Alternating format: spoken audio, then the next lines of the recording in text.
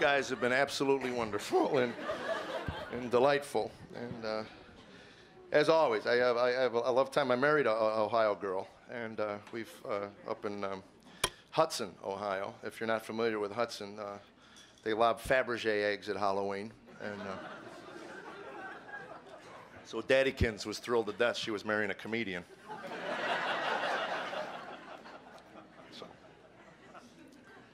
I got a couple things I'd like to share with you. I finished a book since I had been here, published by Broadman Holman. And I got to tell you, doing a book is, I'm a borderline illiterate from the south side of Chicago, so what a country we live in. I'm at a party one night, guy goes, hey, you got any of that stuff written down? I go, sure, because that's the first rule of entertainment, lie. You ride a horse? Oh, since I was this big. And then you go out and take horse lessons, you know.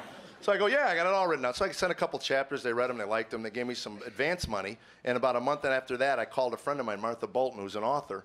And I said, I need some help. I've just spent the advance money, and I haven't written a word. So I think I'm in trouble. And I said, do you know where periods and commas go? Because I got that spell check on Word. Have you ever done it? You hit that spell check, and it was like a Christmas tree.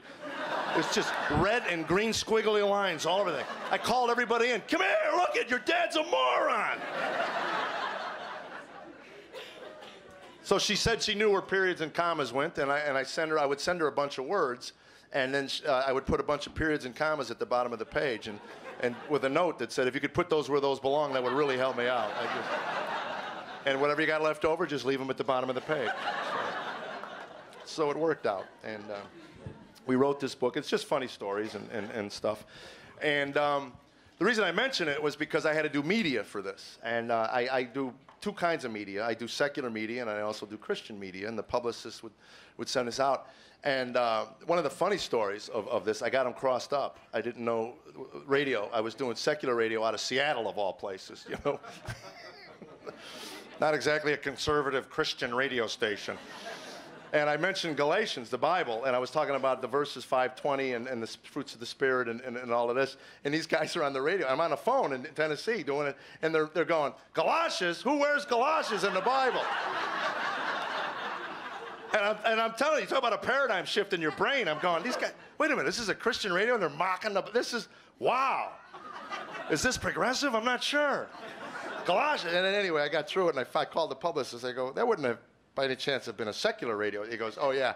So when I went in and did the show in Seattle, I asked the church that I was at, I go, by the way, anybody hear the radio show? And a bunch of people went, yeah. And I go, how long did they make fun of me after I hung up?